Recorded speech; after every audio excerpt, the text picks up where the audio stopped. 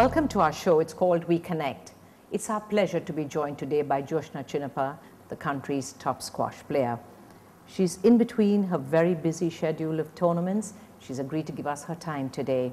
And surely this young lady is a role model for any young woman athlete in this country. Joshna, thank you for joining us. A very busy year for you. Let's talk about what lies ahead in the immediate future. This year we've got the Commonwealth Games, which is the ultimate goal, I think, for the squash players. And we have the Asian Games and everything's happening in India. We have the Asian Senior Championships in a couple of weeks. On top of that, I have my ranking to maintain and you know, move higher up as well. So between representing the country, like for myself, and representing the country as a team, there's a lot coming up. Right. Representing yourself and representing the country, does it figure differently in a player's mind? I just wonder. Do you play the same way, Joshna? I think when you go for like an individual event, you just go on your own. Like I go on my own. Maybe if I'm lucky, I have a few of my other teammates with me. But it's more individual. It's more for your own personal world ranking. But obviously, you're still representing your country on that platform. But I think when you're actually going as a team with a coach, manager, you know, like 4 boys, 4 girls representing the country, and you have a team event where you're bringing back a medal, you know, for the country, I think it is a lot more different actually. So in that sense, in terms of your playing, I think you should be playing the same.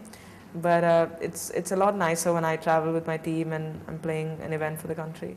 Joshna, is it easier when you go out in a team in terms of making arrangements and stuff like that? Tell us, how does a player cope when you have to do it on an individual basis? Because I travel alone, like I don't, like sometimes my mom comes, but you know, when you travel alone, you have to do everything from, you know, getting to the hotel by yourself and booking your rooms on your own, and you have company to train with the next day, and you know, there are someone to support you, there's no one to support you, sorry, for matches when you go individually.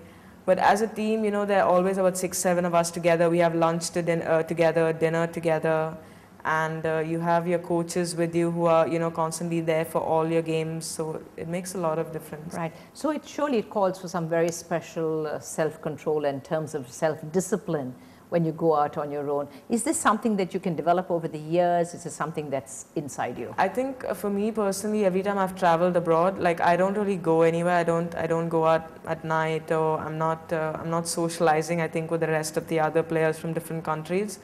My only interaction with them is probably at the squash courts, or if we go for maybe a lunch together or something. But other than that, I'm pretty much in my room ordering room service. So it's a misconception that you're kicking up your heels. Yeah, definitely. You know, honestly, like a lot of the other players have a lot of fun, like on tour, like they go out. It depends on the country as well. Like Hong Kong, everyone goes out, and if they're in Europe, everyone goes out. And America, definitely everyone's going out. But I think for me personally, I'm much happier either going to a mall if I'm not in the tournament anymore, and being back in my room watching a movie. Right. How often do you actually come home? Is it just X number of months over the year? How does it work for you? I currently live between Leeds and Chennai. So when I'm in Chennai, I train here as much as I can with the squash academy. And so I keep going and coming. Like if I go to England for a couple of months, I try and play a few tournaments as well as train. So it depends how many tournaments are here in Chennai and how many tournaments are in Asia, like where Malaysia, Singapore. So I kind of work my schedule around it. Right. In terms of our own squash academy that is here in Chennai, what do you think in terms of facilities, Joshna? How well does it compare? I know we're happy to have one, of course, but how well does it compare? I think the sports academy that we have, the squash academy, is easily one of the best in the country. We've got 8 courts, including an all-glass back.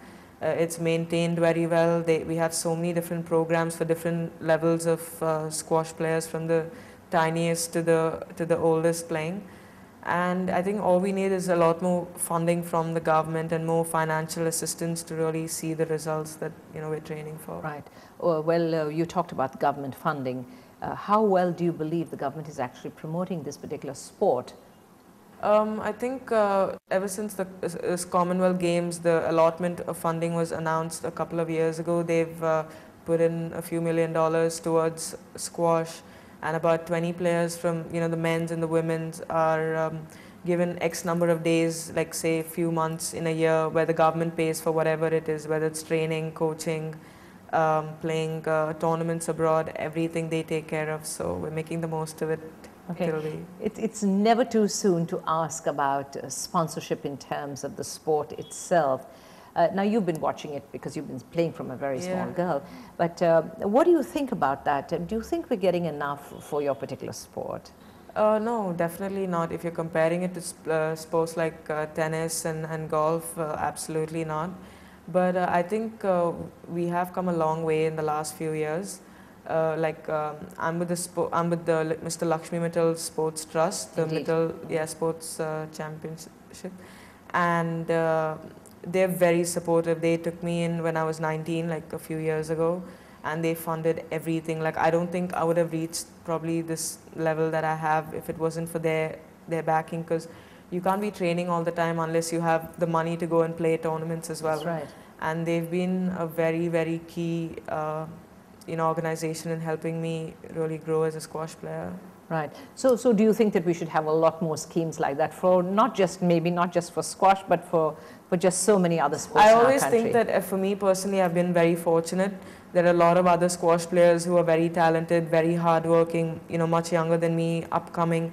And I don't think they probably got the opportunities that I have. I think I've been really fortunate as well.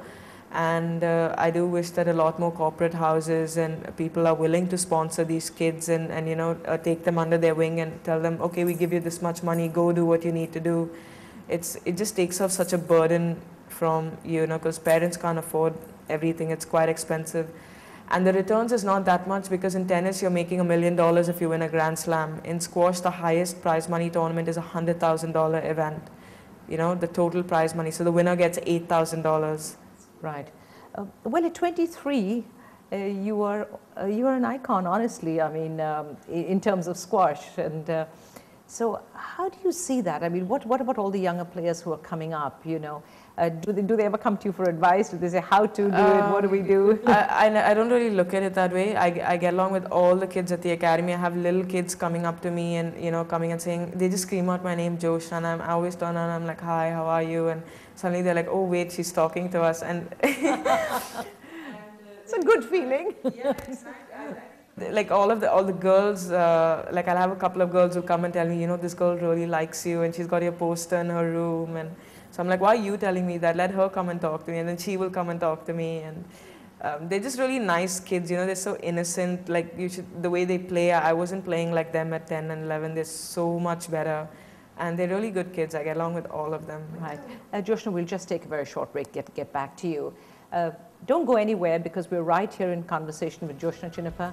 We'll be right back with you.